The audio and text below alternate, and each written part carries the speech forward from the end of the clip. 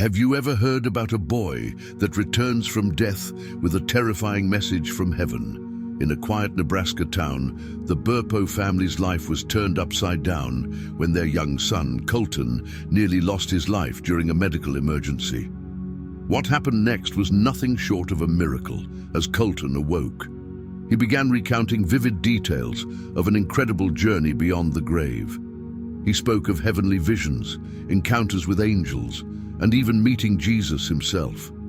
But it wasn't just a peaceful glimpse of paradise. Colton returned with a message that left his family and everyone who heard it stunned. A message far more unsettling than they ever could have imagined. This is the story of a boy who returned from death with a terrifying message from heaven, a revelation that challenges everything we think we know about life, death, and what might lie beyond it. It was a typical spring day in 2003 in Imperial, Nebraska, a small, close-knit town where everyone knew each other. The Burpo family, made up of Todd, Sonia, their young son Colton, and his sister Cassie, were like many families in the area. They lived a modest life, rooted in faith and community. Todd was a pastor at the local church and also worked several other jobs to make ends meet. He was a volunteer firefighter, a coach, and a handyman. Despite the demanding schedule, Todd was a devoted father and husband. Sonia, a school teacher, was equally busy balancing her career with caring for the children. For the Bureaus, life was hectic, but filled with love and a strong sense of purpose. Colton, at just 4 years old, was a lively, energetic child. He was curious and playful, always asking questions about everything he encountered. His blonde hair and wide smile made him instantly endearing to everyone he met. He loved spending time with his family, especially tagging along with his father. Todd often brought Colton with him on errands around town, and they had a close bond. It was clear that Colton admired his father, often imitating him and wanting to be just like him. Life was busy but good for the Burpo family until a seemingly minor illness began to change everything. In January of that year, Colton came down with a stomach virus that didn't seem unusual at first. He had been sick with a fever and some stomach pain, which Todd and Sonia assumed was just the flu. But as the days went by, Colton didn't get better. His symptoms worsened, and he began to cry out in pain, clutching his stomach. Sonia became increasingly worried, noticing that his cries were different. They were cries of genuine, excruciating pain. It was unlike anything she had ever heard from her normally tough little boy. Todd and Sonia decided to take Colton to the local family doctor, who examined him but couldn't find anything significantly wrong. The doctor thought it was just a severe case of the stomach flu and advised them to keep Colton hydrated and let it run its course. Todd, trying to keep his family calm, reassured Sonia that everything would be fine, but he couldn't shake the feeling that something was terribly wrong. Over the next few days, Colton's condition deteriorated rapidly. His pain became unbearable, and he could barely stand up without screaming. It was as if his small body was being ripped apart from the inside. Sonia called Todd at work in a panic. One afternoon, her voice trembling with fear, "Todd, something is wrong. This isn't normal. We need to take him back to the doctor," she said, holding back tears. Todd, feeling a wave of fear he hadn't known before, rushed home. They hurried back to the doctor, who this time could see that Colton's condition was critical. He advised them to take him to the hospital immediately. Todd and Sonia drove as fast as they could, their hearts pounding in their chests. Colton lay in the back seat, his face pale, eyes glazed over with pain. It was the longest drive of their lives, filled with silent prayers and a sense of dread they couldn't shake. When they arrived at the Great Plains Regional Medical Center, the emergency team took Colton in immediately. Tests revealed that his appendix had burst, something that the family doctor had missed during the initial examination. A ruptured appendix is a life-threatening emergency, especially for a small child.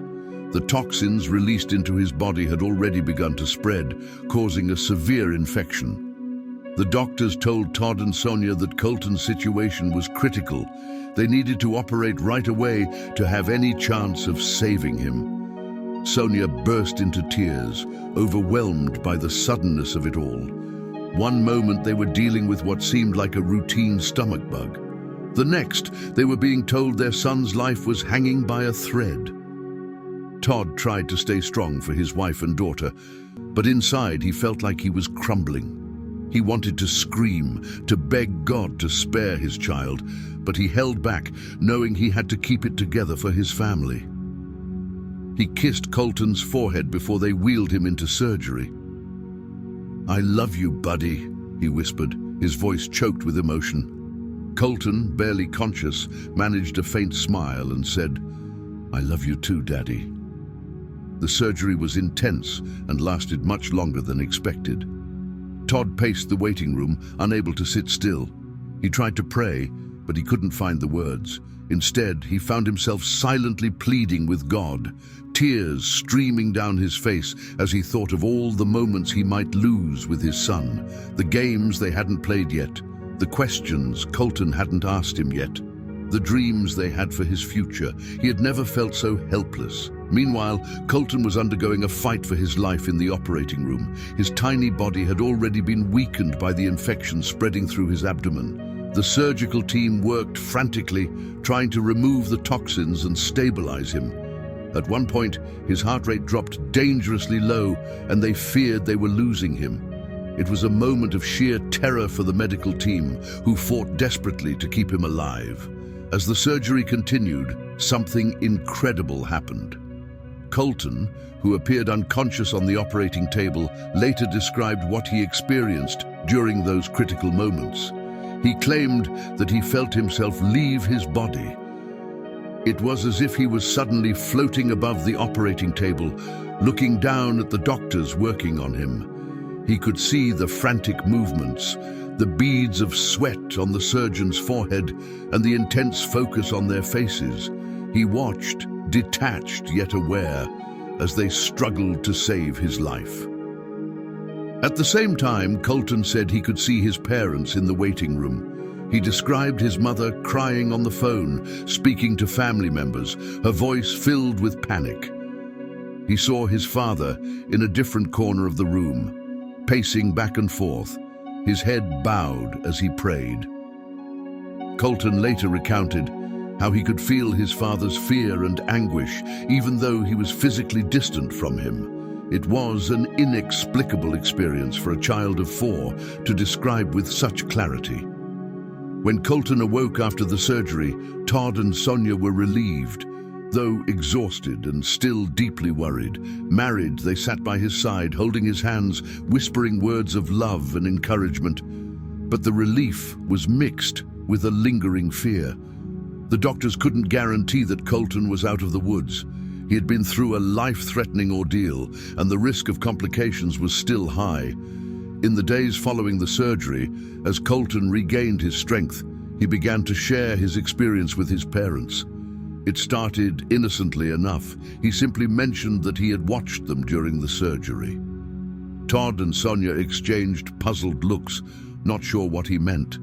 How could he have seen them in the waiting room when he was under anesthesia, fighting for his life? When they pressed him for more details, they were shocked by what he described. Colton knew exactly where they had been standing, what they had been doing, and even snippets of their conversation. He spoke with the matter-of-fact innocence of a child, unaware that what he was saying was impossible for Todd and Sonia. It was as if the ground had shifted beneath their feet. Their son had been near death, but he was describing events he couldn't possibly have seen or known about. They listened in stunned silence as Colton continued. He described being pulled upward, away from the hospital room, into a place filled with light. It felt warm and safe, like nothing he had ever experienced. "I went up to heaven," he said simply, looking at his parents with wide, sincere eyes. Colton's description of heaven began to spill out in bits and pieces over the following days. It wasn't something he sat down to tell as a complete story. Instead, it came up in the most unexpected ways, in the middle of conversations about seemingly ordinary things. Sonia and Todd were trying to navigate the shock and exhaustion of what they had just been through, still processing the reality that they nearly lost their son. They had prayed so hard, clinging to their faith, but hearing Colton talk about his experience felt like stepping into a new reality altogether. One day, while Colton was resting at home, he casually mentioned seeing a man in heaven. "I saw Pop," he said with the innocent certainty only a child can have. Sonia's breath caught in her throat. "Pop?" she asked, unsure she had heard him correctly. "You mean my dad?" Colton nodded, smiling. "He was really happy to see me," he said. He started to describe the man he had met, the way he looked, his smile, and the warmth in his eyes.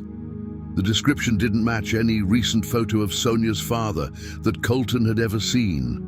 Instead, he described a younger version of the man, with dark hair and a strong build. Todd, listening intently, decided to show Colton an old family photo album. He flipped through it slowly, pointing out pictures of people he thought Colton might recognize. When he got to a faded black and white photo of Pop as a young man, Colton's eyes lit up. "That's him!" he exclaimed. "That's Pop!" Todd and Sonia exchanged a stunned look. Colton had never seen a picture of Pop as a young man. They had only ever shown him pictures from later in life, when he was older and had gray hair. The realization sent a shiver down Sonia's spine. She felt an overwhelming mixture of grief, disbelief, and a strange kind of comfort she couldn't quite put into words.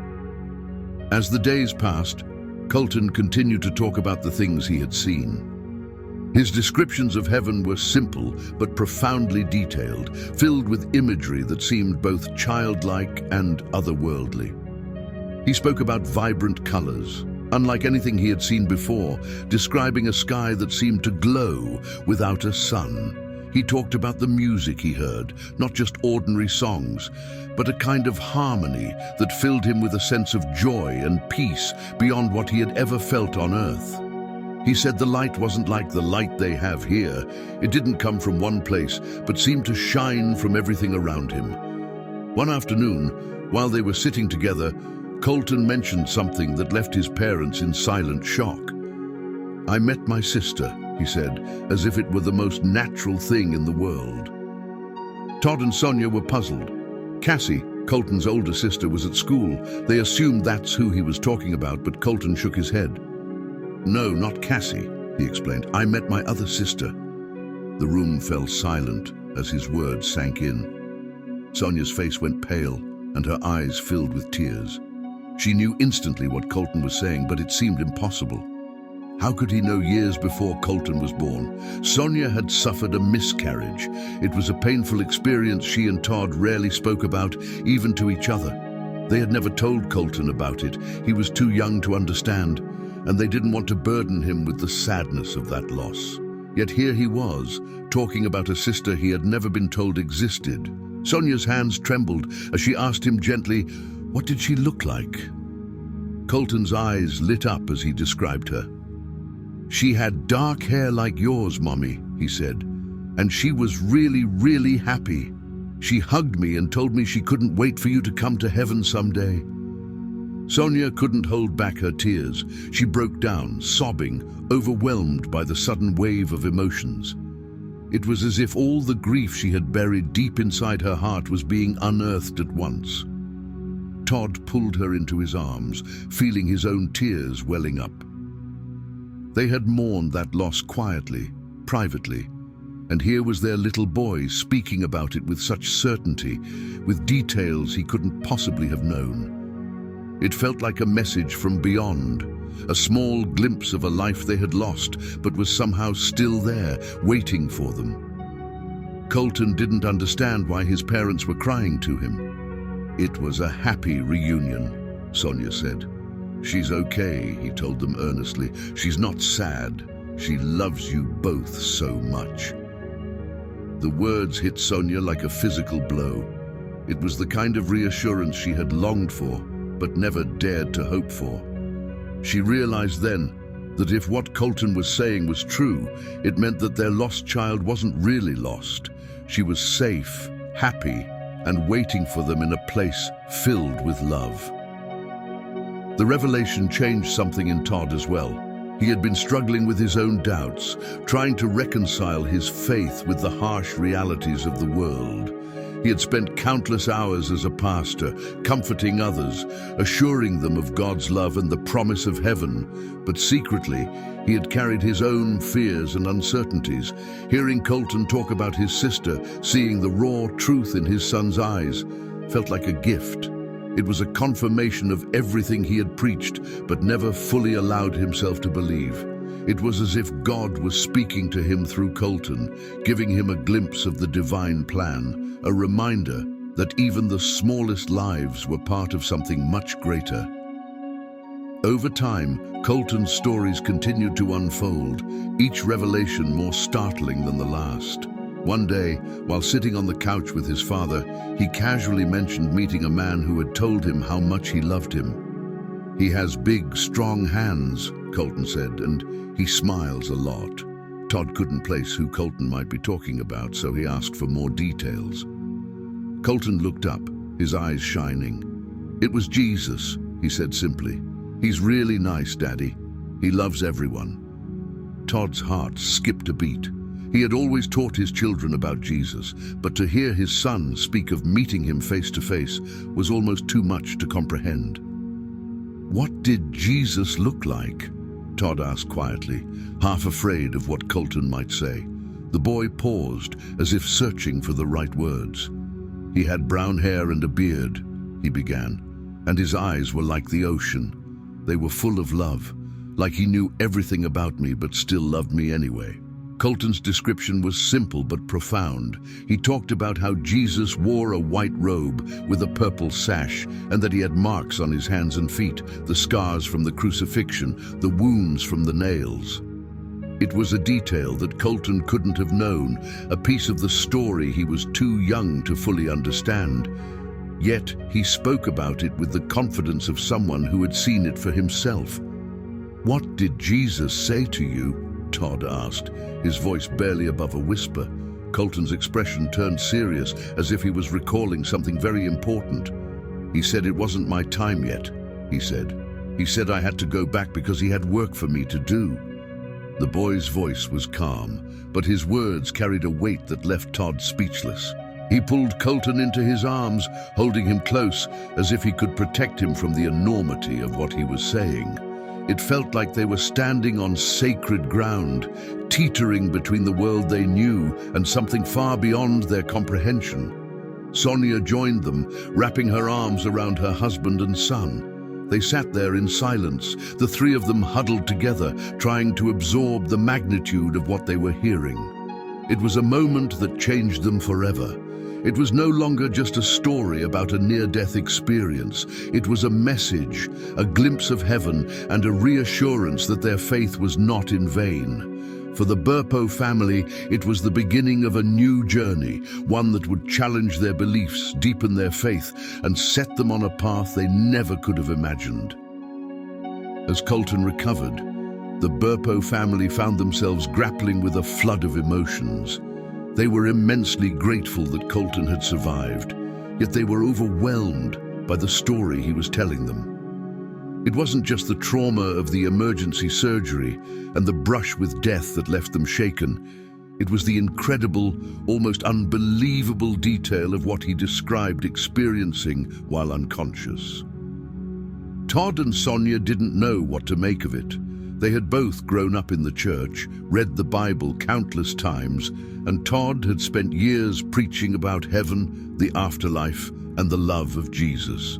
But hearing their son speak of meeting Jesus in heaven, as if it were the most natural thing in the world, left them stunned and searching for answers. In the weeks following Colton's release from the hospital, the story began to unfold piece by piece, often in the most casual moments. It wasn't as if Colton sat down to give a detailed account of everything he'd seen all at once. Instead, it emerged gradually in snippets during breakfast or while playing with his toys. One evening, as Todd was tucking Colton into bed, the little boy looked up at him with wide, innocent eyes. "Daddy," he said, "do you know how much Jesus loves the children?" Todd was caught off guard by the question, but he nodded. "Yes, buddy, I know," he replied. Colton's expression became even more serious. "No, Daddy," he insisted. "I really, really love them. He told me." Colton spoke with the conviction of someone who had experienced a profound truth. He wasn't just repeating something he had been taught in Sunday school. It was as if he had come back with a message directly from Jesus, and he felt compelled to share it. Todd felt a wave of emotion he couldn't quite name. He had spent years preaching about Jesus' love, but it was different hearing it from his own child, who seemed to have been touched by that love in a way that went beyond words. It was both comforting and unsettling, a reminder of the divine mystery that they could only glimpse through the veil of faith. Sonia was still trying to process everything as well. She found herself watching Colton more closely, listening intently whenever he brought up his experience. There was no hesitation in his voice, no sense that he was making up a story or embellishing details. He spoke with the kind of honesty only a child can have, as if he was simply describing a trip to the park. One afternoon, while they were sitting together on the porch, Sonia asked him gently, "Colton, what else did you see in heaven?" Colton's face lit up with a smile. "I saw lots of animals," he said excitedly. "They were all kinds of horses, and they had really bright colors.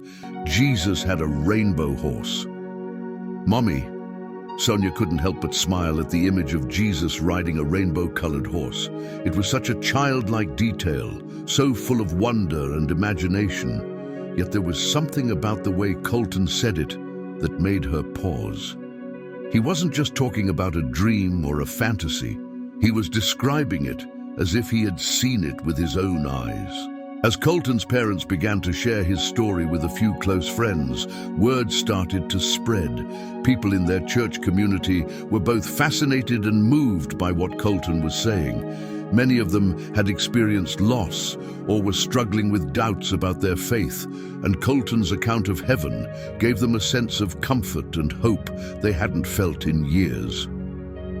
The idea that a young child, untouched by the cynicism of adulthood, had seen a glimpse of the afterlife and come back with a message of love and reassurance resonated deeply. But not everyone was ready to accept the story. Skepticism soon crept in, even among people who had known the Burpos for years. Some of Todd's fellow pastors listened politely, but seemed uncomfortable, as if they were trying to reconcile what Colton was saying with their own understanding of theology. Others suggested that perhaps it was just a vivid dream brought on by the anesthesia, or a child's way of processing the trauma he had been through. One friend even hinted that it might be Colton's imagination running wild after hearing so many Bible stories. Todd struggled with these reactions. He understood the doubts he had wrestled with himself at first, but he also knew his son. He knew the difference between a child making up a fanciful story and a child speaking from a place of deep, inexplicable truth. He couldn't dismiss what Colton was saying, even if part of him wanted to. It wasn't just the details that were striking, it was the way Colton's entire demeanor had changed. He seemed older, wiser in a way that went beyond his years. There was a calmness about him, a quiet certainty that Todd had never seen before. Eventually, Todd and Sonia realized they needed to share Colton's story more broadly.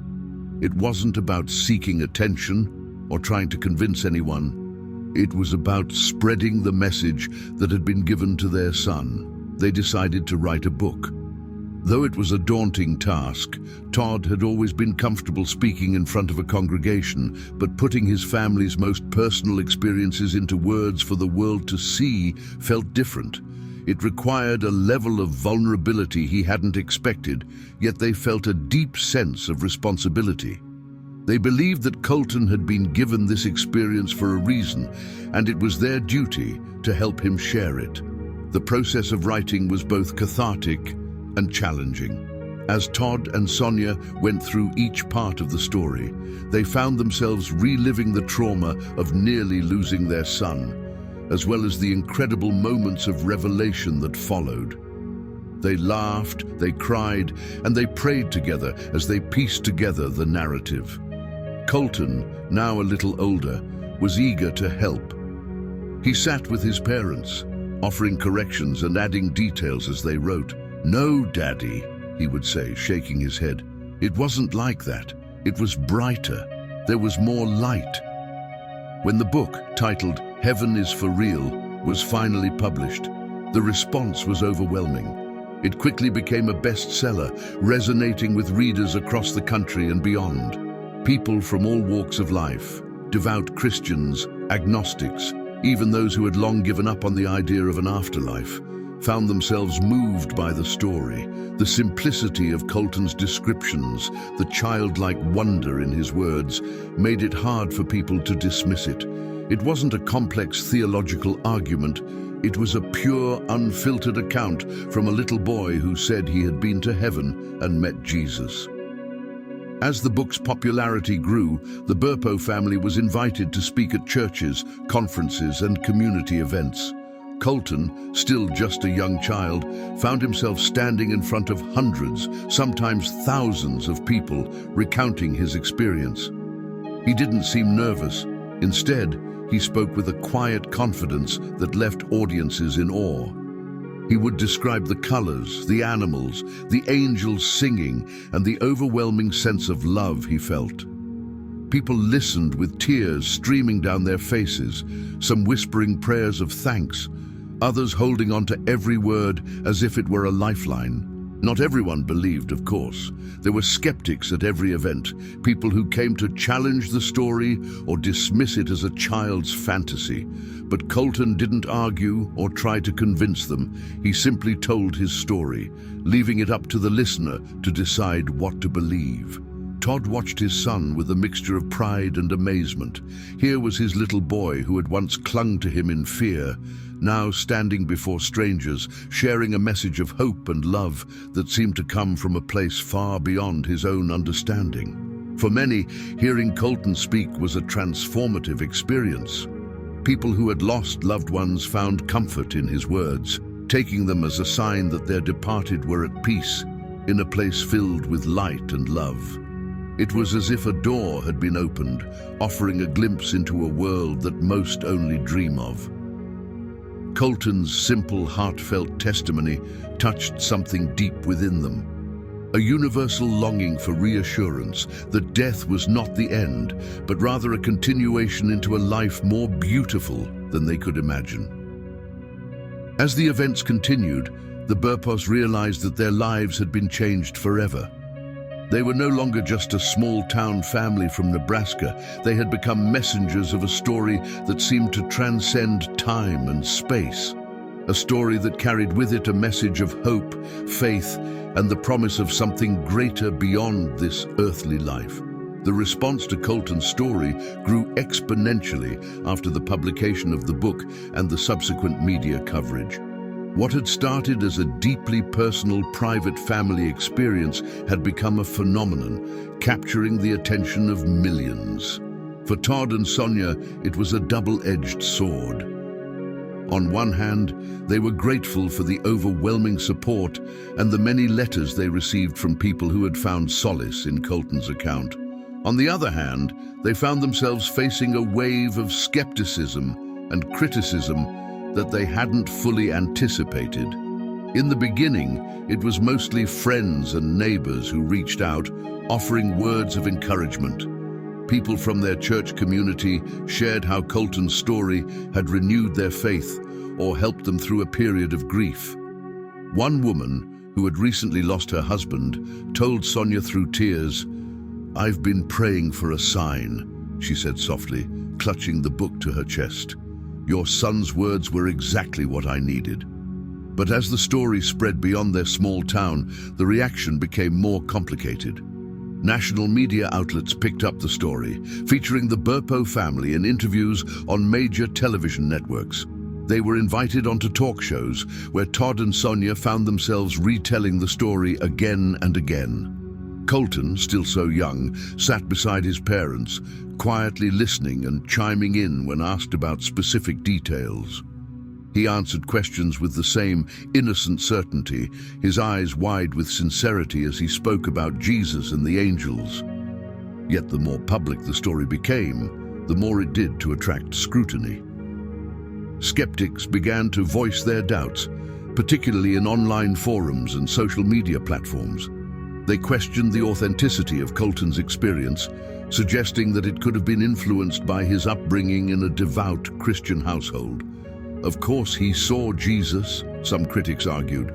That's all he's been taught since birth. Others suggested it's just a child's imagination combined with the trauma of surgery. Combined with scientific explanations, some cited studies on near-death experiences and the effects of anesthesia on the brain. They argued that Colton's visions could be attributed to hallucinations brought on by oxygen deprivation, rather than a genuine glimpse of the afterlife. Todd, who had spent years as a pastor preaching about the power of faith, found himself grappling with a new kind of challenge he wasn't used to. In his sermons, he had always emphasized the importance of personal testimony, the idea that each person's experience with God was unique and valid. But now, faced with a barrage of criticism from people who had never met his family, he struggled to find the right words. He felt a deep sense of protectiveness over Colton, who had shared his story with such innocence and trust, only to have it dissected and questioned by strangers. Sonia, too, felt the weight of the criticism. She had always been the more private of the two, less comfortable with the spotlight. In the quiet moments, when it was just her and Todd, she confessed her fears. "What if people think we're making this up?" she would whisper, her voice filled with anxiety.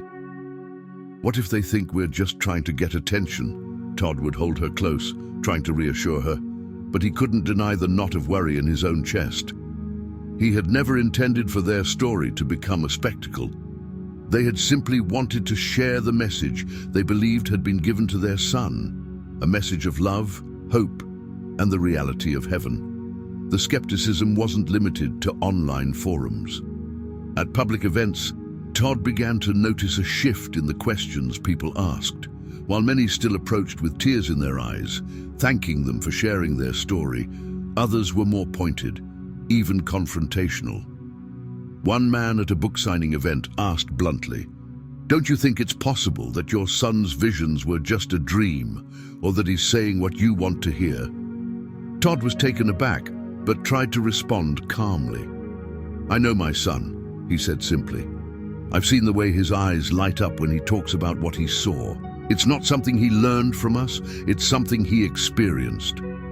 Despite Todd's attempts to address the skepticism with grace, the criticisms persisted. Some accused the family of exploiting Colton's story for financial gain, especially after the book became a bestseller. The publication had brought in more money than the bureaus had ever seen before, allowing them to pay off medical bills and make necessary repairs to their home. But the accusations stung. Todd had always prided himself on living a humble, honest life. The idea that people thought they were using their son's experience for profit cut him deeply. In the midst of the backlash, Colton remained largely unaware of the controversy swirling around him. He was still just a child, more interested in playing with his friends and exploring the world around him than in debates about the afterlife. His innocence was a source of comfort to his parents, a reminder of why they had decided to share his story in the first place. He continued to speak about his experience with the same quiet certainty, unaffected by the opinion of strangers. For Colton, it wasn't a matter of belief or disbelief. It was simply what he had seen. One day, after a particularly difficult interview where the host had pressed Todd on the scientific explanations for near-death experiences, he returned home feeling exhausted and defeated. He found Colton in the backyard, playing with a toy truck. The sight of his son so carefree and unburdened brought tears to Todd's eyes. He walked over and knelt down beside him, pulling him into a tight hug. "I'm proud of you, buddy," he whispered. "You've been so brave." Colton looked up at his father, puzzled by the sudden show of emotion. "Why are you crying, Daddy?" he asked. Todd shook his head, wiping his eyes. "It's just sometimes people don't understand," he said. "But that's okay. We know the truth, don't we?" Colton nodded, his expression serious. "Yeah, Daddy," he said. "Jesus told me it's real. Heaven is real." The simplicity of his words cut through all of Todd's doubts and fears. In that moment, he realized that it didn't matter what other people thought. The skeptics could question, the critics could doubt, but it wouldn't change what Colton had seen and felt. It wouldn't change the peace that his story had brought to so many people who were struggling to hold on to their faith. As time went on, Todd and Sonia learned to navigate the mixed reactions with more ease. They stopped trying to convince everyone of the truth of Colton's experience and instead focused on sharing the message of hope that had come from it. They realized that their job wasn't to provide proof. It was simply to share their story and let people take from it what they needed. Some found comfort, some found doubt, and that was okay. Their role was to be the messengers, not the judges. The letters continued to pour in, many from parents who had lost children, thanking the bureaus for giving them a reason to believe that their little ones were safe and happy in heaven. Sonia kept a special box filled with these letters, reading them on the days when the criticism felt too heavy to bear. Each note was a reminder of the impact Colton's story was having far beyond what they could see or measure. It was a testament to the power of a simple message told by a child, that there is something beyond this life, a place filled with light and love, where we are all held in the embrace of something greater than ourselves. For Todd, the experience became a lesson in humility and faith. He had started out wanting to defend his son's story against the skeptics, to prove its truth beyond a shadow of a doubt. But he realized that wasn't his role. He didn't need to fight every battle or convince every doubter. All he needed to do was keep sharing the story, trusting that it would reach the people who needed to hear it. He had always believed in the power of testimony, but now he understood it in a deeper way. It wasn't about being right. It was about offering hope. As the initial wave of skepticism began to die down, the Burpo family found a new sense of peace. They had weathered the storm of criticism and come out stronger on the other side. They knew there would always be people who doubted, just as there would always be people who believed. In the end, it didn't matter. What mattered was the story itself, the message that had been given to a little boy and the lives it had touched along the way.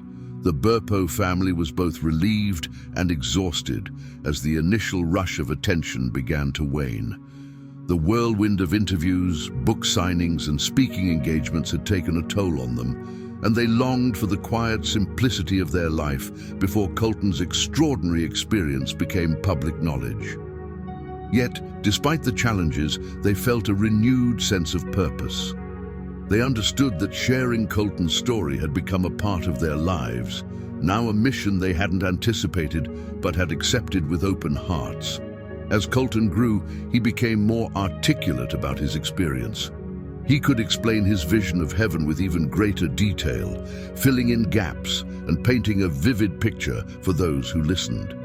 He described it as a place of overwhelming peace and beauty, far beyond what any words could capture. He said that everything in heaven seemed to be filled with light, not just illuminated by a sun, but glowing with an internal radiance that was almost musical in its harmony.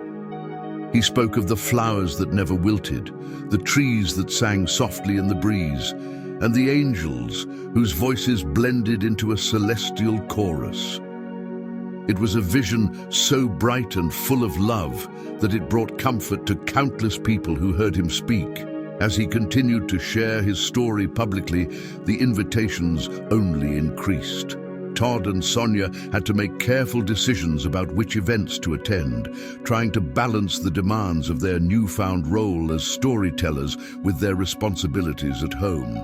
Colton, who had once been a shy little boy, seemed to transform when he spoke about heaven. He stood in front of large crowds without a hint of fear, his voice steady and clear. He didn't use complicated language or grand gestures.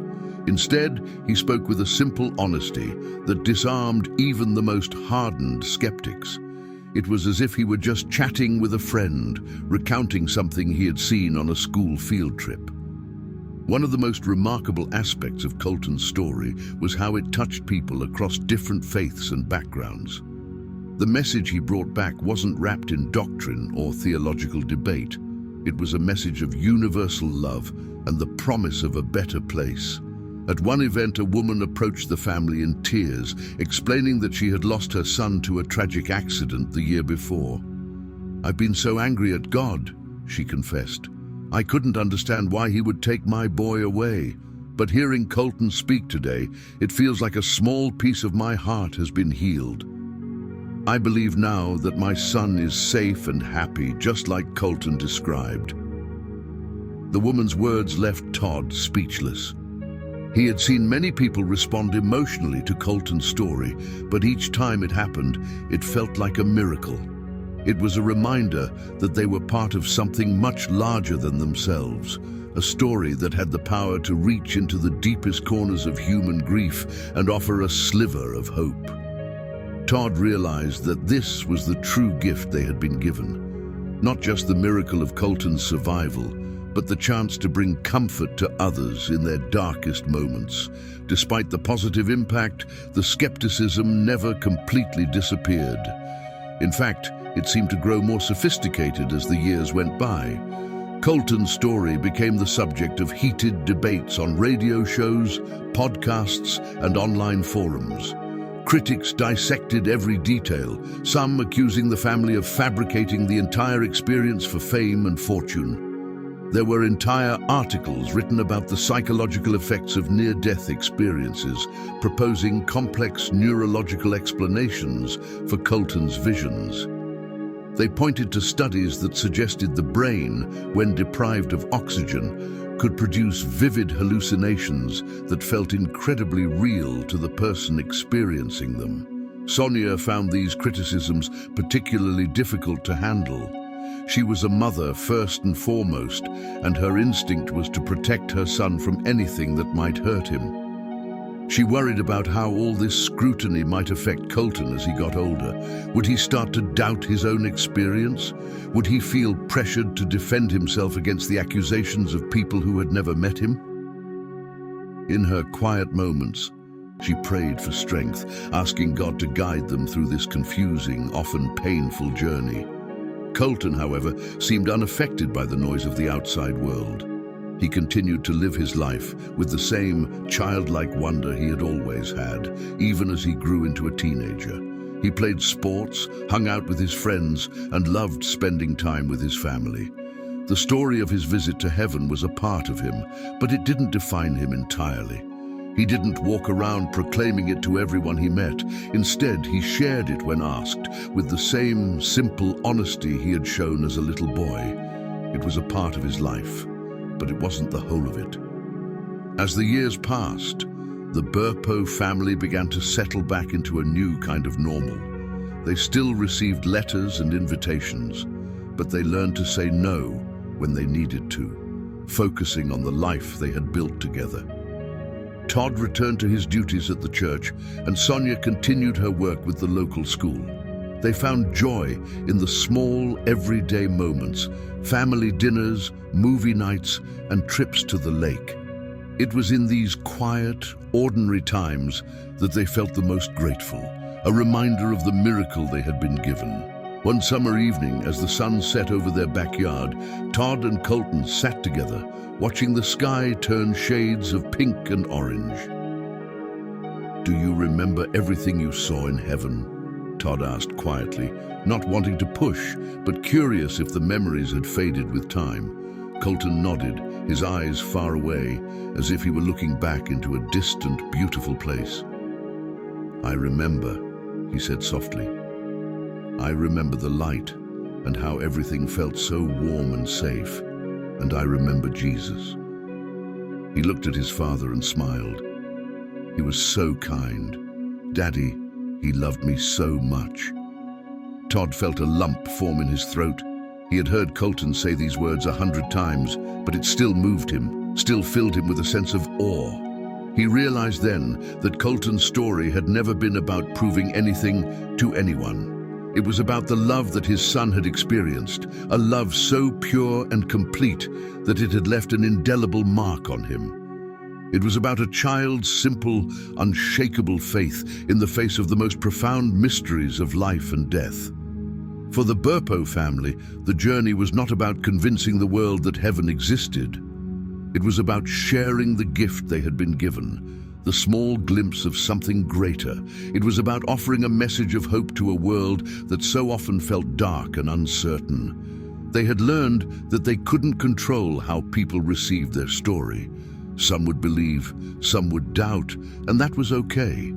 Their job was simply to be faithful to the message, to trust that it would find its way to those who needed it most. As they sat together, watching the last of the sunlight fade into the horizon, Todd put his arm around his son. They sat in silence, the kind of comfortable silence that only comes from a deep, unspoken understanding. They didn't need words to express what they were feeling. They both knew that they were part of something extraordinary, something that went beyond the limits of human understanding. They knew that no matter what the future held, they would continue to share their story, one person at a time, trusting that the light Colton had seen in heaven was still shining, guiding them forward. In the end, that was all they needed: faith, love, and the unshakable belief that heaven is real. For today is all. See you in the next video.